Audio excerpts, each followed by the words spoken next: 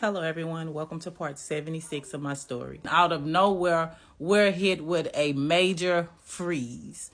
It is so cold that the temperatures are dropping below zero, and it's freezing, not only freezing rain, but it's also frozen ice and snow everywhere on the compound. At this time, I believe across the street at the FMC, they receive they go into a lockdown on top of a lockdown is what I'm going to call it. Reason I'm calling it a lockdown on top of a lockdown is because, again, these women are enduring unjust and unfair treatment. They lose power. Sewer is coming up into the prison, which I think I talked about to you guys the first time I talked about going to FMC Carswell, how I did notice, I smelt it, and I also saw the sewage coming up out the floors over there when I went on the inside. Well, this is happening to these ladies across the street, and they're talking to multiple media outlets from the phone every chance they can get, and they're complaining about the conditions that they're in. There's no heating for them, and there's no water. The BOP is denying this. However, I heard staff talk about this stuff is going on at the FCI. So once our power shut off on us, we're laid in. They tell us, hey, sanitarians, we need y'all to go back to y'all room too and stay put. They're trying to figure this out because there's no power at the camp at this point. We're still going basically off of SAC breakfasts and lunches at this time, and we're getting warm dinners. So we're put back up for maybe like an hour or two. Then all of a sudden our power comes on. And I remember the camp counselors and stuff were relieved because, they was like, what are they going to do if there's no power here at the camp? And there was an instance one time before where we were hit with a storm that was maybe 2 years before that, when I initially first got to FMC Carswell in Fort Worth.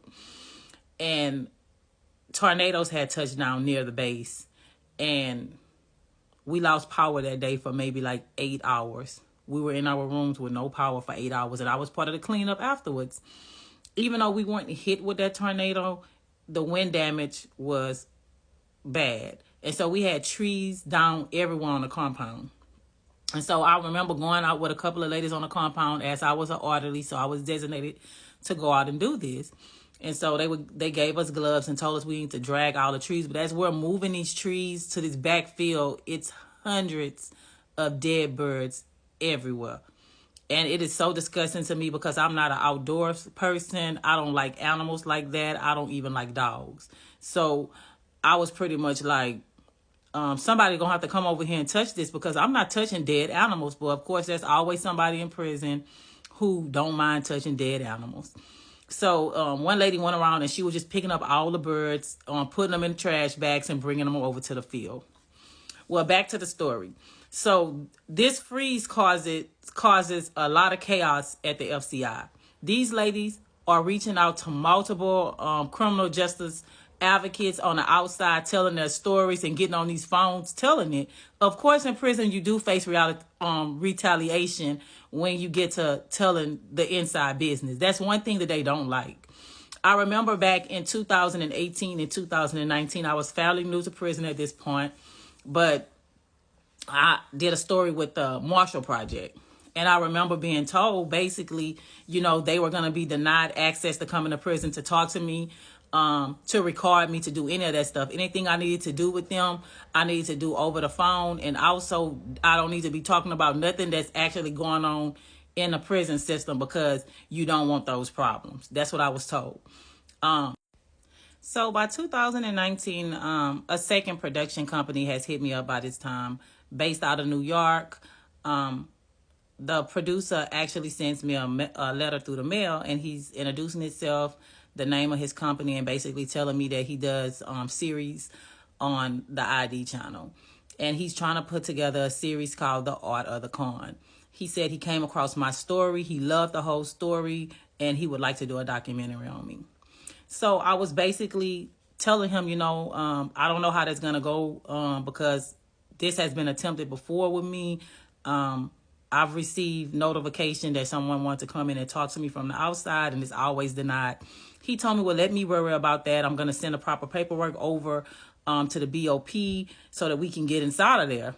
So I don't think people on the outside understand that it's not that easy. You can't just show up to prisons with your cameras blazing and your microphones and your recording devices to interview somebody. They're never going to let that happen in a BOP.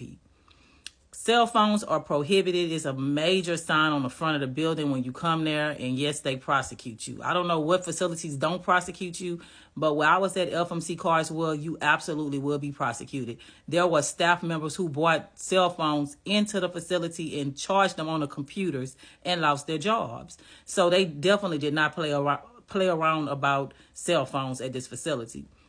Less letting somebody come in and think they're going to talk to you where you can possibly spill the beans on them. And I remember talking to my counselor once I was denied, and the production company saying we're going to send an appeal over, and him basically saying they're never going to let those people come in here. They don't allow y'all to talk to those people, and you better be very careful what you say when you do talk to them because you don't want no troubles. So I basically just told them that, you know, I wasn't going to be able to do the documentary at this time. If there's ever something on the outside when I'm free, that maybe you can look me up at that time. And so I didn't get to do that documentary with that production company. So I know just how hard it is when you're trying to talk to somebody on the outside and get a story out. It's almost, it's not going to happen, basically. So at this time, I remember I'm called across the street, me and this other inmate. We're really good friends still to this day. We communicate through social media every once in a while. We're told we need to report to the front lobby. So we go to the front lobby, and they're handing us keys to a van, telling us to find this van in the parking lot. They took an inmate out to the hospital who was sick, and that this inmate had vomited in this van. We need to go find this van, and we need to thoroughly clean it. So me and this inmate, we are peed off. So we just felt like, you know, we were being taken advantage of, and nobody was standing up for us.